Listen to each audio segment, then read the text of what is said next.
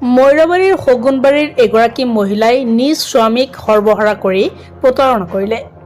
মৰিগাঁও জিলাৰ মৈৰাবাৰী থানাৰ অন্তৰ্গত শগুনবাৰী গাঁৱৰ এগৰাকী মহিলাই নিজ স্বামীক সৰ্বহাৰা কৰি প্ৰতাৰণা কৰা ঘটনাই অঞ্চলজুৰি এক চাঞ্চল্যৰ সৃষ্টি হয়। জানিব পৰা মতে বটদুৱাৰ বমৰাগুৰি গাঁৱৰ হাজী আলী আছাদৰ পুত্ৰ তথা আইনৰ স্নাতক ইমদাদুল হুছাইনে মৈৰাবাৰীৰ শগুনবাৰী গাঁৱৰ নুৰুল ইছলামৰ কন্যা তথা মৈৰাবাৰীৰ এখন হাইস্কুলত কৰ্মৰত শিক্ষয়িত্ৰী শ্বাহনাজ বেগমক প্ৰেম কৰি বিবাহ পাশত আবদ্ধ হৈছিল যোৱা 2021 চনৰ 24 অক্টোবৰত। ইমদাদুল হুছাইনে অলংকাৰৰ বাবদ 1 লাখ, চাকৰিৰ বাবে 2 লাখ, শহুৰেকৰ ব্যৱসায়ৰ বাবে 4 লাখ, পত্নীৰ বেমাৰৰ অপাৰেশ্যনৰ বাবে 40,000 টকা দিয়াৰ উপৰিও পত্নীক বিধায়িকা বনোৱাৰ সপোন দেখি ধিং সমষ্টিত JDU প্ৰাৰ্থীৰ হৈ নিৰ্বাচন খেলিবলৈ দিছিল 6 লাখ টকা। বেচেৰাৰ কপাল বেয়া, পত্নীক বনাব নোৱাৰিলে বিধায়িকা, পূৰণ নহল সপোন, যাব নোৱাৰিলে দিছপুৰলৈ। বেচেৰী শ্বাহনাজে বৰ্তমান একাংশ অসামাজিক ব্যক্তিৰ প্ৰৰোচনাত পৰি বেচেৰাৰ লগত কৰিলে প্ৰতাৰণা।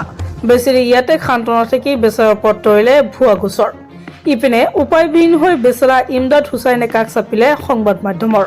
শুনো আহক কি কয় ভুক্তভোগী হুছাইনে। কাৰণটো তেতিয়া মই গম পোৱা নাছিলোঁ যে তুমি মোৰ সৈতে বিয়া হৈছা, কিবা পৰকীয়া যিটো আছে নেকি নিকা হৈছা, মানে কোৰ্ট মেৰিজ হৈছা, চব হৈ গ'ল হা। এতিয়া তুমি নাহা কাৰণটো কি? তই নাই আমি বিয়া হ'লো সঁচা, কিন্তু মই নাযাওঁ, মা বাপেক মই নাযাওঁ হা। কিয় নোযোৱা?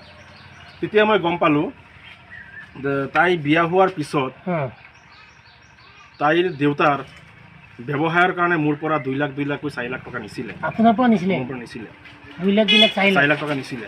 আৰু দেউতাকৰ নাম কি? মৌলানা নুৰুল ইছলাম, ঘৰ শগুনবাৰী মৈৰাবাৰী। আৰু তাইৰ মৈৰাবাৰী বজাৰত কাপোৰ দোকানো এটা আছিলে। ব্যৱসায়ৰ কাৰণে মোৰ পৰা এবাৰ 2 লাখ আৰু এবাৰ 2 লাখ 4 লাখ টকা নিছিলে। আৰু সেই 4 লাখ টকা 1 বছৰ পিছত মোক ঘূৰাই দিব বুলি তেখেতে প্ৰতিশ্ৰুতি দিছিলে। সেইমতে মই টকাটো দি দিছিলোঁ। আৰু সেই টকাটো ক'ৰ পৰা আনিছিল আপুনি টকাটো? আৰু সেই টকাটো মোৰ নিজৰ পৈতৃক সম্পত্তি দেউতা ইন্তেকালৰ পিছত 1 বিঘা মাটি মই বিক্ৰী কৰি সেই টকাটো তাইক মই দিছিলোঁ। আপোনাৰ শহুৰকক দিছিলে? শহুৰকক দিছিলোঁ। নিজৰ মাটি বিক্ৰী কৰি? নিজৰ মাটি বিক্ৰী কৰি বা শহুৰকক কিয় দিছিলে? যিহেতু তাই মোৰ ৱাইফ হয়, তাইৰ সৈতে মোৰ বিয়া হৈছে হা। এই টকাখিনি কি আপোনাৰ ৱাইফক দিছে নেকি না ডাইৰেক্ট? টকাটো মোৰ ৱাইফৰ হাতত দিছোঁ, ৱাইফে তাৰ দেউতাৰ হাতত দিছে। আপুনি ডাইৰেক্ট দিছে না এনেই দিছে? সেই 4 লাখ টকা মই দাৰত দিছিলোঁ। 4 লাখ টকা মই দাৰত দিছিলোঁ। আৰু চাকৰিৰ ক্ষেত্ৰত, চাকৰিৰ কাৰণে তাই মোৰ পৰা 2 লাখ টকা নিছিলে, সেইটো মই উপহাৰ হিচাপে দিছোঁ, সেইটো মই দাৰত দিয়া নাই। আৰু অলংকাৰৰ কাৰণে 1 লাখ টকা নিছিলে। চাকৰিৰ ক্ষেত্ৰত 2 লাখ টকা মানে চাকৰি ল'বলৈ কাৰোবাক দিব নেকি? চাকৰি ল'বলৈ কাৰোবাক দিব বুলি কৈছে, বা গুৱাহাটী অমুকত ঘূৰা ফিৰা কৰি আছে, খৰচ হয় হা। সেইকাৰণে মোৰ পৰা 2 লাখ টকা নিছে। কোনে নিছে? শ্বাহনাজ বেগমে নিছে, মোৰ পত্নীয়ে নিছিলে। কিন্তু সেই টকাটো মই তাক উপহাৰ হিচাপে দিছোঁ, সেইটো মোক ঘূৰাই লোৱা নাই।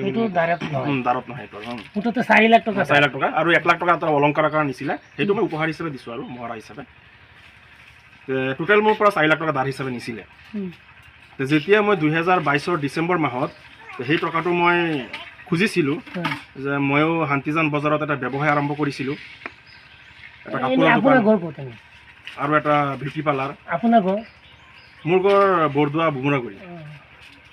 মোৰ ব্যৱসায়ৰ কাৰণে অলপ টকা নাটনি পৰিছিলে। তেতিয়া শ্বাহনাজ বেগমক মই কৈছিলোঁ যে মই শান্তিজান বজাৰত 2টা ব্যৱসায় আৰম্ভ কৰিছোঁ, যে মোৰ অলপ টকা দৰকাৰ, তুমি টকাটো মোক ৰিটাৰ্ণ কৰি দিয়া। তেতিয়া টকাটো খোজাত তাই বিভিন্ন ধৰণৰ বাহানা আৰম্ভ কৰিছে হা, যে মই তোমাৰ পত্নী হওঁ, তুমি মোক